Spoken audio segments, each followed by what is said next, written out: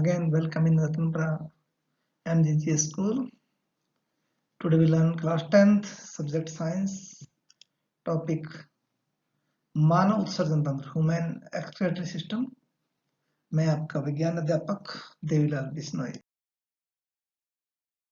उत्सर्जन तंत्र जो जीवों में शरीर में जितनी उपापचय प्रक्रमों से बने हुए विषैले अपशिष्ट पदार्थ होते हैं उनको निष्कासन या बाहर निकालना उत्सर्जन कहलाता है। सामान्यतः उत्सर्जन का तात्पर्य नाइट्रोजन उत्सर्जित पदार्थों से यूरिया, अमोनिया, यूरिक अम्ल आदि के निष्कासन से होता है। वास्तविक अर्थों में शरीर में बने नाइट्रोजन विषाक्त अपशिष्ट पदार्थों को बाहर निकालने की प्रक्रिया उत्सर्जन कहलाती है। इन्हीं नाइट्रोजनीकृत विषाक्त अपशिष्ट पदार्थों के आधार पर उत्सर्जन जो जीव है वो 3 प्रकार के होते हैं। एक है अमोनियोत्सर्गी जीव, जैसे मछली है, जितने उभयचर है या जलीय कीट है, ये अपने उत्सर्जन में अमोनिया का उत्सर्जन करते हैं और इसके लिए ज्यादा जल की आवश्यकता होती है। उसके बाद में यूरिया उत्सर्गी, जो जंतु अपने उत्सर्जन में यूरिया से बने हुए पदार्थ उत्सर्जित करते हैं और वो यूरियो उत्सर्जित पदार्थ कहलाते हैं, जंतु कहलाते हैं। और जैसे मनुष्य है, स्तनधारी जितने भी होते हैं सारे, समुद्री मछली आदि यूरिक उत्सर्जित ऐसे जंतु जो बहुत कम पानी को काम लेते हैं, यूरिया से यूरिक एसिड बना देते हैं, परिवर्तित करके यूरिक अम्ल के रूप में बाहर निकालते उत्सर्जित पदार्थ, तो वो यूरिक उत्सर्जित जंतु कहलाते हैं, जैसे पक्षी, सरीसृप, कीट आदि।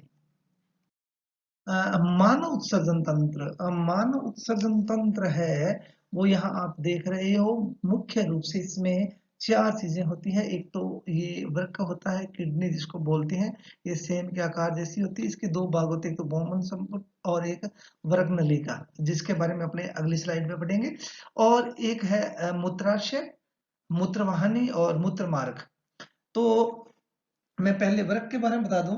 मानव में निष्कासन में सबसे महत्वपूर्ण भाग है वो वृक्क का होता है और ये शरीर के लगभग 80% भाग का उत्सर्जन ये वृक्क ही बाहर निकालता है। ये सेम के आकार जैसी एक संरचना होती है जो हमारे नाभि के दोनों दिशाओं में होती है। और ये जैसा कि आप देख रहे हो, इसके अंदर ये वलकुट भाग है जिसमें बहुत ज्यादा वाहिकाएं होती है, संग्रह नलिकाएं होती है। आगे वाला भाग ये कैलिक्स और पेल्विक भाग होता है। बाद में ये जो भाग है वर्गीय सिरा, इसमें रक्त को बाहर निकालती है, वर्गीय धमनी इसमें रक्त लेकर के आती है। जो ये यहाँ से ये जो है मूत्र वाहिनी है, ये बाहर यहाँ से निकाल देती है। इसका जो एक भाग है बोमन संपुट होता है, ये एक कैप्सूल जैसे आकार होता है और इसके अंदर क्या होता है कि बोमन संपुट के अंदर गुच्छा पाया जाता है धमनियों का। जो अपशिष्ट गंदा रक्त होता है वो इनके अंदर आता है, बाद में छन करके बाहर जाता है।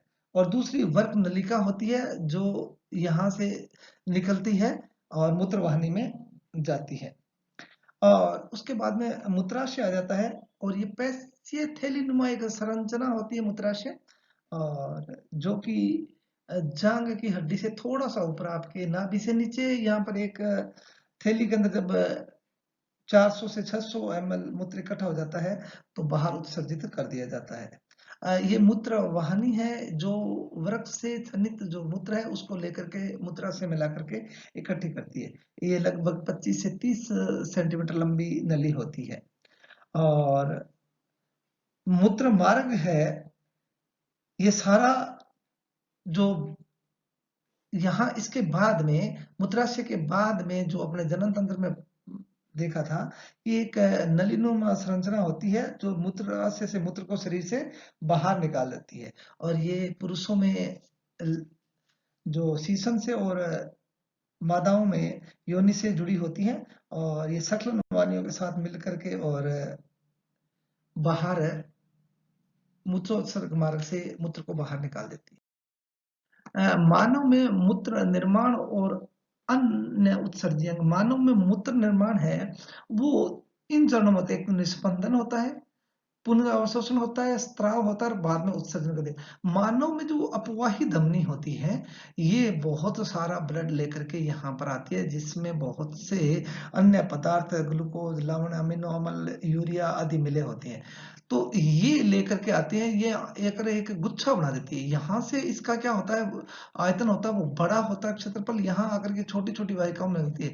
जब ये यहाँ से बहुत ज़्यादा रक्त को लेकर के यहाँ आती है, तो ये इस पर पतली जो वाहिकाएँ होती है उस पर दबाव बढ़ जाता है। इसको एक गुच्छा या ग्लोमेरुलस कहते हैं, जिसमें ये क्या होता है, निस्पंदन में भाग में है वो लगभग 1 मिनट के अंदर ये 1000 से 1200 ml खून है उसका छनाव किया जाता है या छान दिया जाता है।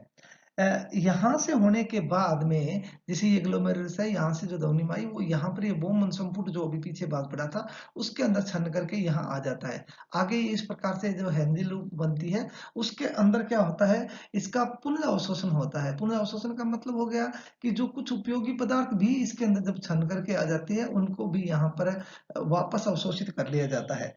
और उसके बाद में ये क्या है, धीरे-धीरे स्त्राव करके और ये यहाँ पर है जो मूत्र नलिका थी उसमें सभी प्रकार के नेफ्रॉन है, वृकाणु है, वो लाकर के यहाँ छोड़ देते हैं और ये वृक्क नलिका में इकट्ठा हो जाता है। वहां से मूत्र मार्ग के द्वारा शरीर से बाहर निकाल दिया जाता है। अ, मानव में इसके अलावा भी कुछ उत्सर्जी अंग होते हैं, जैसे फेफड़े हैं और वो कार्बन डाइऑक्साइड को बाहर निकालते हैं। यकृत है वो बिलिरुबिन और बिलिरुबिन, विटामिन, स्टेरॉइड आदि को बाहर निकालता है। त्वचा है वो भी पसीने के द्वारा शरीर स्टेरॉइड और हाइड्रोकार्बन है उसको बाहर निकालती है। तो बच्चों ये आपका वीडियो था मानव उत्सर्जन तंत्र का। इसमें हमने इंटरनेट से कुछ चित्र डाउनलोड किए थे। आप भी इन चित्रों को बनाइएगा और जब भी कक्षा में आओ तो इनको अच्छी तरह से बना के लाना। किसी प्रकार की समस्या हो तो आप वर्किंग पीरियड में जब भी स्कूल आओ तब जरूर लेकर के अपनी समस्या आ जाना। एक बार पुनः आप लोगों का बहुत बहुत धन्यवाद। आपने वीडियो को देखा और मुझे सुना।